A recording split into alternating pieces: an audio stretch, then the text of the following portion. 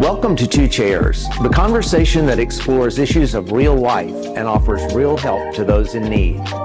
Capillary Human Services proudly presents this program as a public service and invites you to pull up a chair and join us for the conversation. Welcome to Two Chairs, the conversation. In this episode, we're going to be talking about school-based therapy and how helpful it can be for children and for families. And we're in a special place for me. It was 57 years ago that I actually was here at Greenbrier Elementary School as a student. I attended here from 2nd to the 6th grade from 1962 to 1966. And even had my report cards that my mom saved. And it's just been a real trip down memory lane, driving in here, seeing my school again, and not having been here in so long, which it's just a welcoming experience to come back here. Everybody's very friendly. And speaking of two friendly people, I'd like to introduce our special guests, Bethany Sclafani and Monique Carter. Bethany is the program director for Capillary Human Services School-Based Behavioral Health Program, and Monique Carter is actually a therapist here at Greenbrier. And so it's a pleasure to welcome you and talk with you today about your program. So Bethany, let's hear a little bit about the program overall in the 6 parishes that we serve. We're in 18 schools across 6 parishes throughout the capital area region. We provide individual, group, and family therapy. Most of what we provide, though, is called CPST, which is a community psychiatric support and treatment, which allows us to go into the classroom and work with students there. We can help them in the moment when they're struggling, help them stay on task, help them de-escalate. We do pull students out of class often, but a lot of what we do is right there in the moment when they need the services.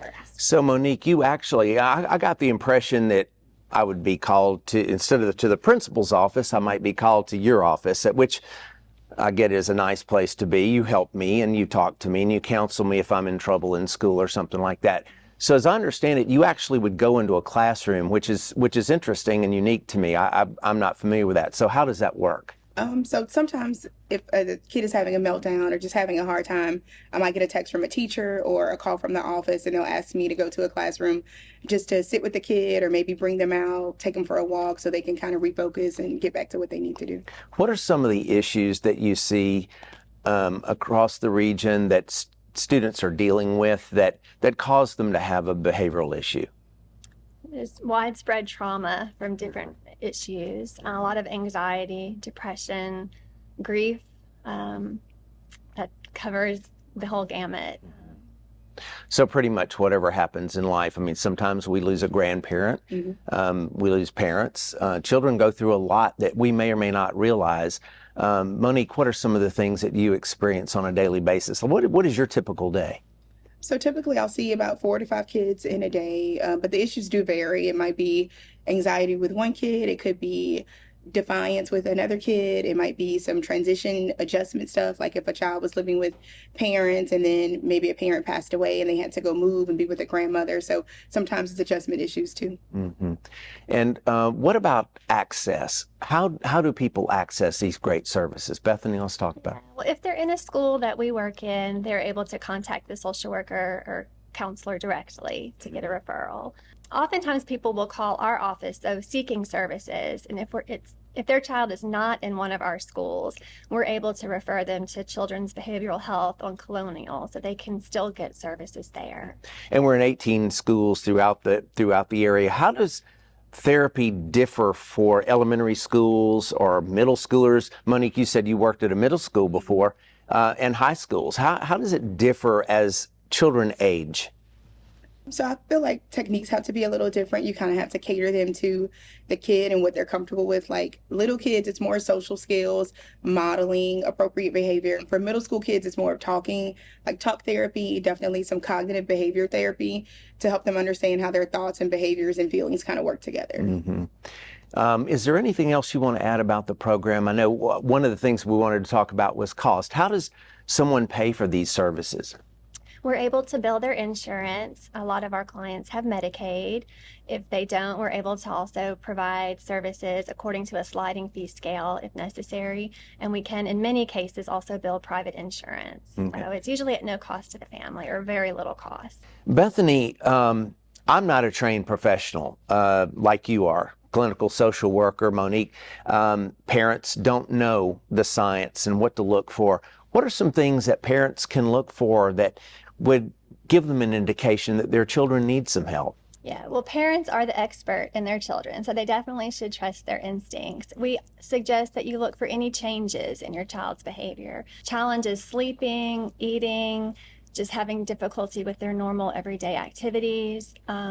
If you have an outgoing child that's suddenly very withdrawn, just noticing those changes. Sometimes they're subtle, but as a parent, you usually have an instinct on that. So you should seek professional help. And Monique, we talked about you sometimes going into the classroom, sometimes you help a student in your office.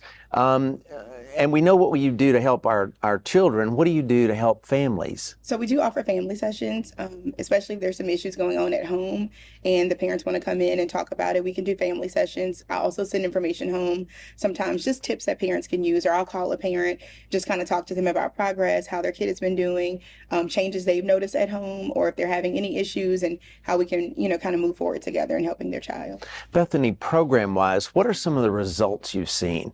How are children helped? How are families helped? What's the practical result of the services we provide? Through working with school-based behavioral health, we've been able to see a reduction in suspensions. We also attend expulsion hearings when our clients are up for expulsion. And about 20 times last year, students were able to come back to school and they were given a second chance because we attended the hearing and the officer agreed that school-based behavioral health works and they wanted the child to continue instead of expelling them from school. So we're really proud of that. Is there anything else you'd like to add before we talk to some other folks? I just feel like it's a really good program. I feel like the kids have extra support at school. It lessens the teacher having to stop class to address behavior or them having to go to the principal office. So I feel like it's a really good program. Yeah. I get the impression that you get up every day and you enjoy what you do. You look forward Absolutely. to it. What motivates you every day?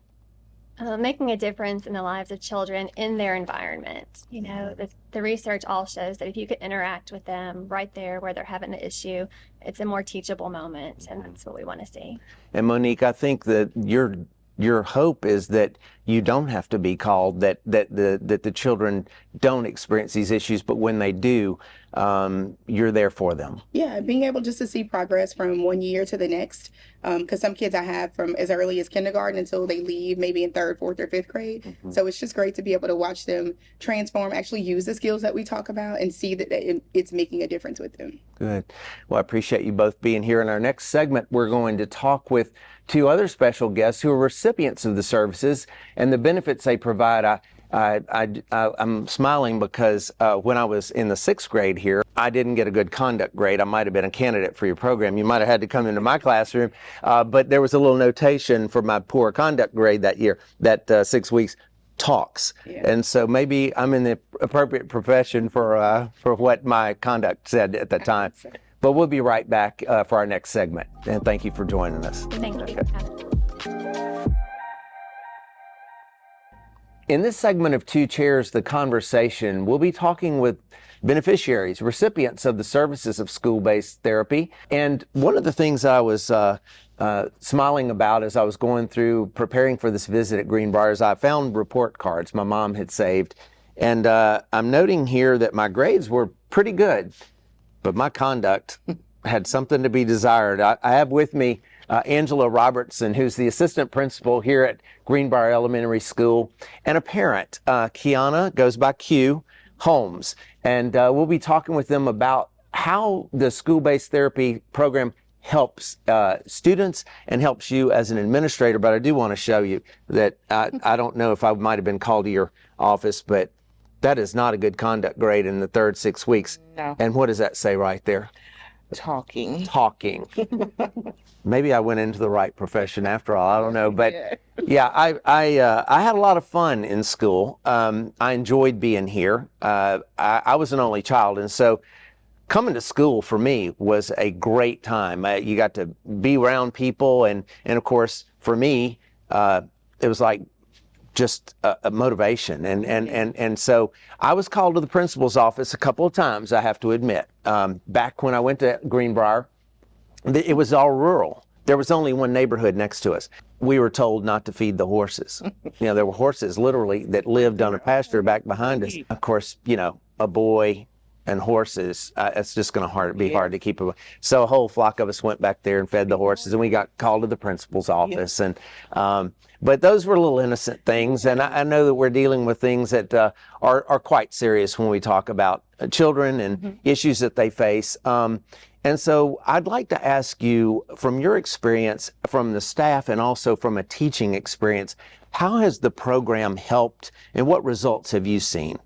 Well, what happens is, I want to say this first, that although I am an administrator here, I'm also a licensed therapist, licensed counselor. And so what happens is, by capital area being here and me having the background as well, it supports the staff in helping them understand what's going on with the students. So what happens is, I'm able to connect with our licensed social worker, and before she may even get that student, we've talked about what may be going on, right? So it's helped a lot where we're able to have interventions versus automatically going on that there's a behavioral issue here. It's like we get a chance to really dig deep to find out what's really going on with our student, and now we can have an intervention not only with the student but also get a chance to talk to the parent, where now we're helping the student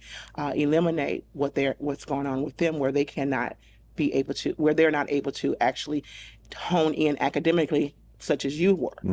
You had the talking. They may not be able to hone in academically because of some other things that are happening. So we're running intervention. So having capital area here has been wonderful for not only the students, but it supports the staff and administration as well. And Ms. Holmes, your son has been a recipient of the services. What are some of the results you've seen? What are some of the issues that he was dealing with, and how has it been helpful for you? So my son always struggled with emotional regulation and being able to control his reactions to things. He usually had what I later figured out was meltdowns when it came to situations not going his way. So being able to be here and have services in school, because I can't hover while he's in class, right. He gets redirection while he's in school, and he's getting coping mechanisms on how to redirect his energy, and also to understand to not take it so personal or internalized when something happens and it's not his way.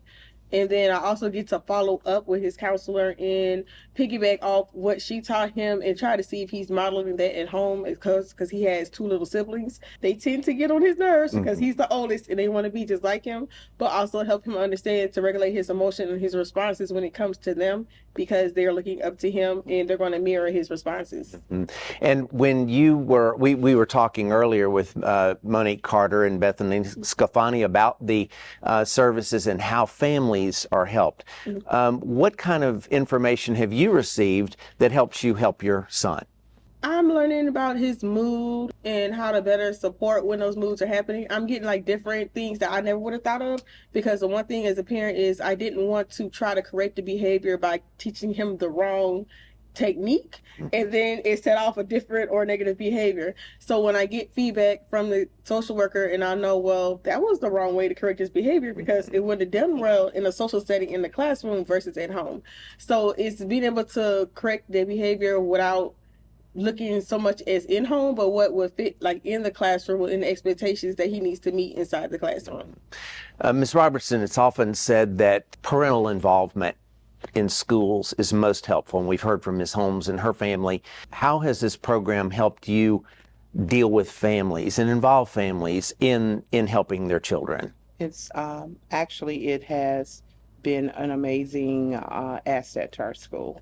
We have no problems with parental involvement in every area of our school, but when it comes to the area of mental health, let's just be very honest, a lot of our families may feel intimidated by the mental health, the term mental health. So that still could have a negative connotation to families.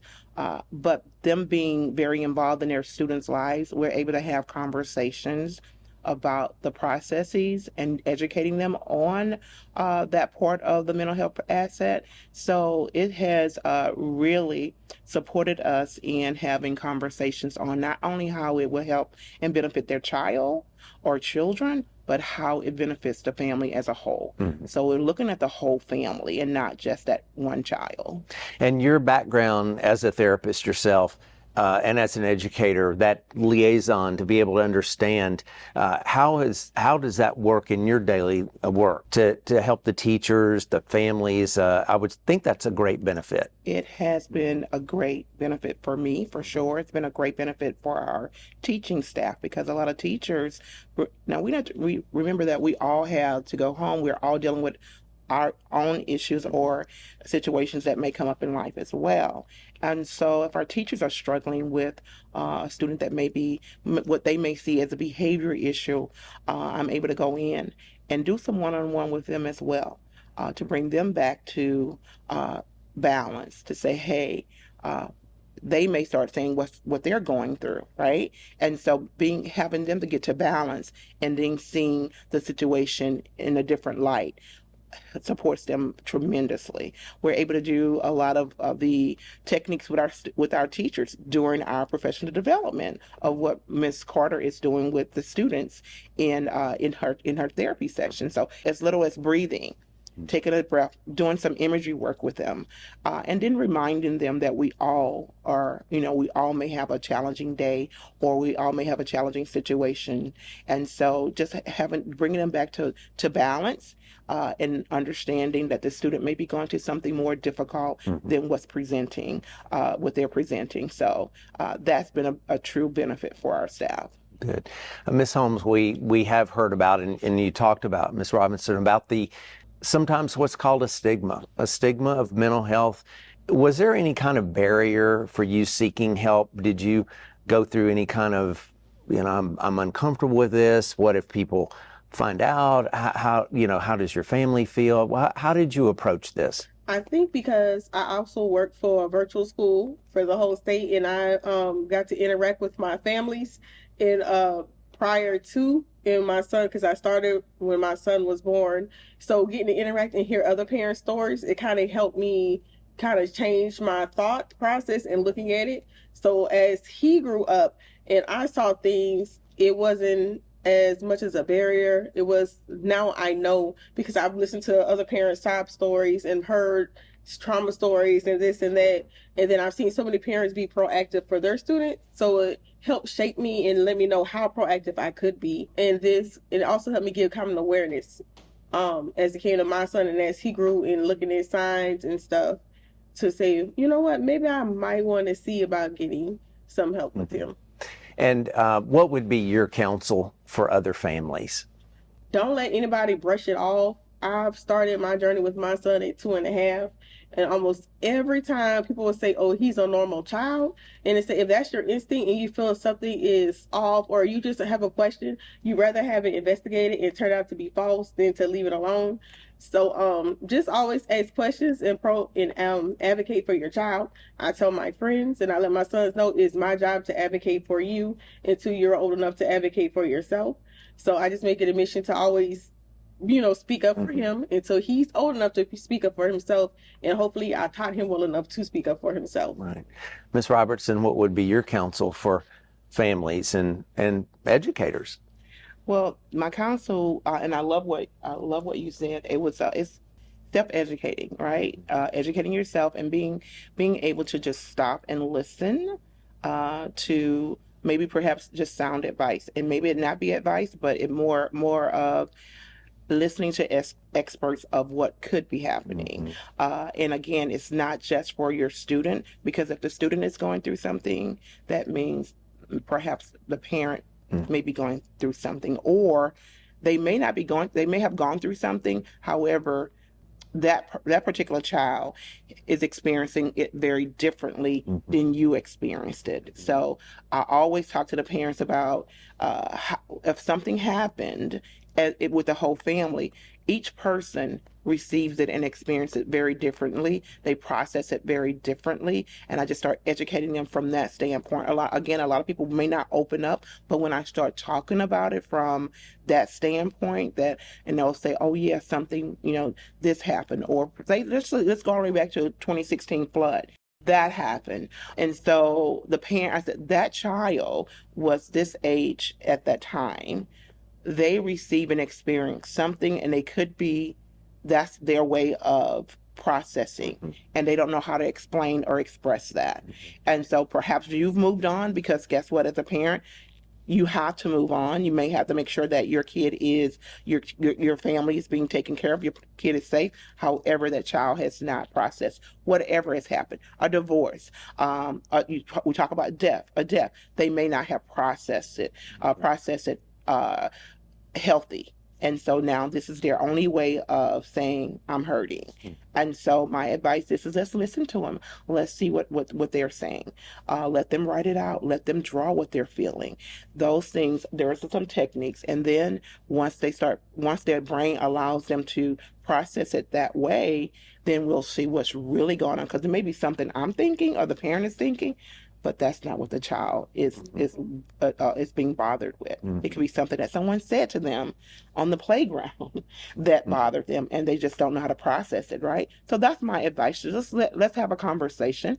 Let's have a healthy conversation where we're building trust with each other, and then we all start opening up about, hey, what's really going on.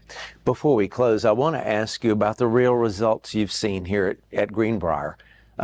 Because of the therapy sessions and because of the help offered to the students. What have you seen in the real world that has been the benefit or the benefits of this program? True results. I've seen kids learn how to self-advocate or self-express. This is how I'm feeling. I don't know why I'm feeling this way. So that's real.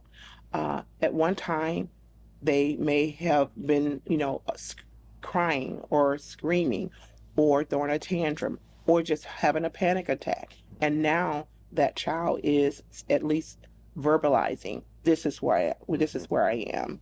And I want to be I'm very transparent. It doesn't happen overnight.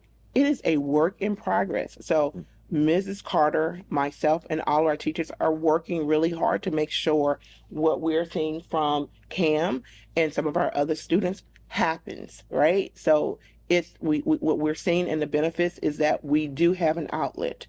That's what's real good. We don't have to say, they're gonna, they're seeing their therapist this week or whatever. Ms. Carter is right there. She's here right now. She's not able to. We all may be boots on the ground. She, our counselor, and myself, boots on the ground at any given time. And so that type of support in the school is amazing. And the thing is, we have to know that it exists, and we have to know how to use it. That's the big thing. It's like in our school systems, sometimes we don't understand. Some schools may not understand that level of support and how to use it. Once we understand what's there and how to use it, it benefits the entire system. Well, I want to thank you both for being with us today. I've enjoyed my reunion here at Greenbrier. Thank you for being back. The school is obviously well served with you and Ms. Holmes and your son and his experience here. I hope will be as wonderful as mine was. It's been nice to come home. And I brought some photographs and shared with you, and maybe they'll go in your archives. They're old enough. They're old enough for sure.